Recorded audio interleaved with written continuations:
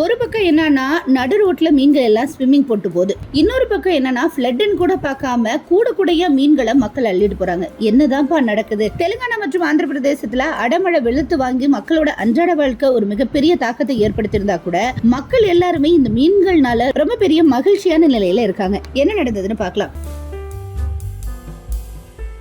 ஆந்திர மாநிலம் ஸ்ரீகாகுளம் மாவட்டத்தில் கடந்த 2 நாட்களாகவே பலத்து கனமழை பெய்யறதா சொல்லப்படுது. இந்த நிலையில தான் ஸ்ரீகாகுளம் மாவட்டம் வஜ்ரபுக்கோட்டூர் மண்டலம் வஜ்ரபுக்கோனேரு, பூபாலப்பள்ளி, காலேஸ்வரி நகர், சுல்தானாபாத் சாஸ்திரி நகர், மகாதேவ்பூர் உள்ளிட்ட இடங்கள்ல கனமழைனால வானத்துல இருந்து மீன்கள் விழுந்ததா சொல்லப்படுது. இதை யாரும் உண்மையா கண்ணால எல்லாம் பார்க்கல. ஆனா நடு ரோட்ல மீன்கள் எல்லாம் ஸ்விம்மிங் போட்டு துள்ளி குதிச்சுட்டு போனதை பார்த்து மக்கள் எல்லாருமே மழைனால வானத்துல இருந்து கொட்டி இருக்கும்னு நினைச்சிருக்காங்க. இதை அந்த வழியா 100 நாள் வேலைக்கு போயிட்டு வந்த பெண்கள் எல்லாருமே பார்த்துட்டு ரொம்ப ஆச்சரியத்தோட தங்களோட வீடுகளுக்கு அள்ளிட்டு போறதுக்கான முயற்சியில ஈடுபட்டு இருந்திருக்காங்க. இந்த வீடியோ தான் இன்னைக்கு இணையதளம் முழுக்க வைரல் ஆயிட்டு இருக்கு.